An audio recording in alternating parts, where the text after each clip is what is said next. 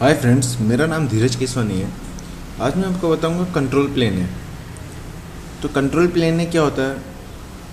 Control plane है as a QS. ठीक है। तो राउटर में दो चीज़ें कॉन्फ़िगर कर सकते हैं, क्यूएस और कंट्रोल प्लेन है, जिसको अपन सीपीपी भी कहते हैं। ठीक है। तो क्यूएस और सीपीपी में क्या डिफरेंस है? जो अपना क्यूएस है वो अपना ट्रांजिट ट्रैफिक पे वर्क करता है। माना फॉर एग्जांपल R1 पे अगर अपन क्यूएस लगाएंगे तो फोर किसके लिए लगाएंगे? R2 से R3 के लिए जाने के लिए क्यूएस ट्रैफिक। ठीक है। ट्रांजिट ट्रैफिक मतलब जो राउटर क्रॉस कर रहा है। और होस्ट ट्रैफिक मतलब R1 पे लगाएंगे और R1 का होस्ट क्या है? उसके खुद के इंटरफेस 0/0 0/1, ये उसके खुद के है ना, सेल्फ जनरेटेड। R1 खुद जनरेट कर रहा है। यहाँ OSPF मान लो R1 पे OSPF रन है, तो OSPF उसका खुद का जनरेटेड है। ठीक है। तो वो जो ट्रैफिक होता है वो CPP कंट्रोल करता है, वो QS नहीं करता। QS जो अपना ट्रांजिट ट्रैफिक है, मतलब उसकी तरफ आ रहा है तो वो क्वालिटी ऑफ सर्विस करके भेज रहा है। ठीक है।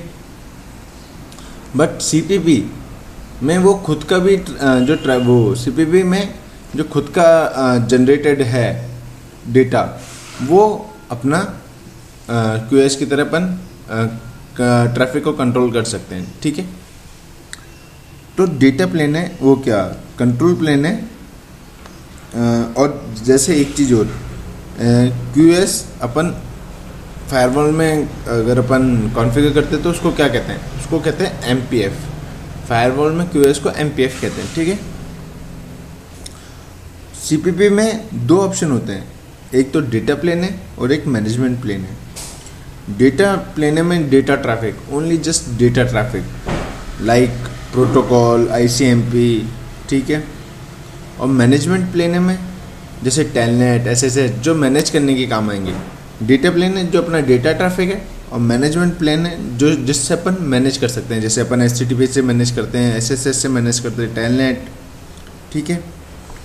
डेटा प्लेन में हर डेटा नहीं जाएगा, जो राउटर जनरेटेड ट्रैफिक होगा वही। ठीक है। जो राउटर को रिक्वेस्ट है वही कंट्रोल कर सकते हैं। मतलब राउटर को अपन पिंग करते हैं, जैसे R2 R1 को पिंग करें तो वो वाला ट्रैफिक कंट्रोल कर सकते हैं जो रिक्वेस्ट बेस्ड पे है। ठीक है। CPP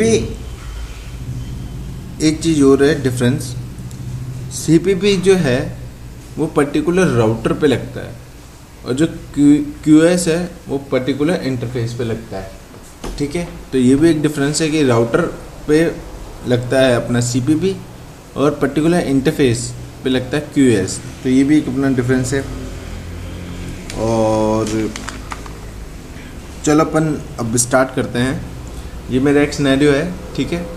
तो R2 पे मैंने एक डिफ़ॉल्ट रूट दे रखा है, R3 पे डिफ़ॉल्ट रूट दे रखा है। तो पिंग विंग सब कुछ हो रहे हैं। ये देखिए, R2 से मैं R3 को पिंग करता हूँ। R3 का IP जैसे आपने देखा होगा 210.19.13.3। ठीक है। हो रहा है। R1 से भी हो ही रहा होगा। पिंग 210.19.13.3 पिंग हो रहा है। और अपन इसकी अच्छा डिबग कर रखा मैंने ऑन, डिबग बंद कर देता हूँ।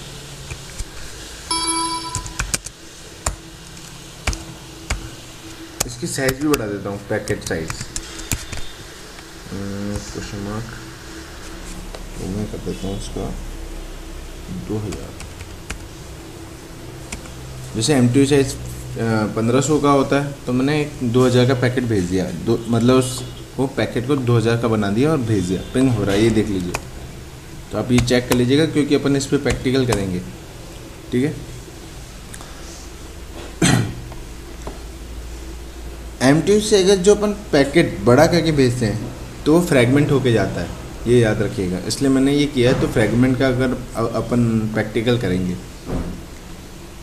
तो एक चीज़ हो, डेटा प्लेन को अपन चेक नहीं कर सकते। अब OSPF का डेटा है, उसको अपन कैसे चेक कर सकेंगे?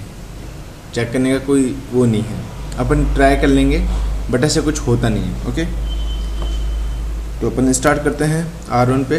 क्योंकि R1 पे अपन CPP लगा रहे हैं, तो R1 पे मैंने देखा कि अपना पिंग हो रहा है, सब कुछ हो रहा है। तो अपन लगाते हैं पहले क्लास मैप, पहले एक्सेस लिस्ट लगा लेते हैं भाई, किस के लिए होना चाहिए ना। तो एक्सेस लिस्ट 101 कैसे लगाते हैं वो मैं बता देता हूँ। परमिट क्वेश्चन मार्क कीजिए, तो यहाँ पे OSPF कर लीजिए, या अपन किसी पे भी कर सकते हैं। एक सेकेंड। हाँ, तो अपन OSPF माना, अपने पास OSPF चल रहा है माना, ठीक है। एनी मतलब किसी का भी है, किसी का भी है, ठीक है। बस OSPF पे लगे, एंटर। अब अपन बनाएंगे क्लास मैप का नाम दे देते अपन, CM दे देते हैं, क्लास मैप का CM, ठीक है। एंटर किया और मैच क्या है अपना एड्रेस, मैच एक्सेस, जो अपन ने एक्सेस लिस्ट का नाम वो दिया है 101, ठीक है। एंटर किया तो क्लास मैप में डिफाइन हो गई अपनी एक्सेस लिस्ट, ठीक है। एग्जिट।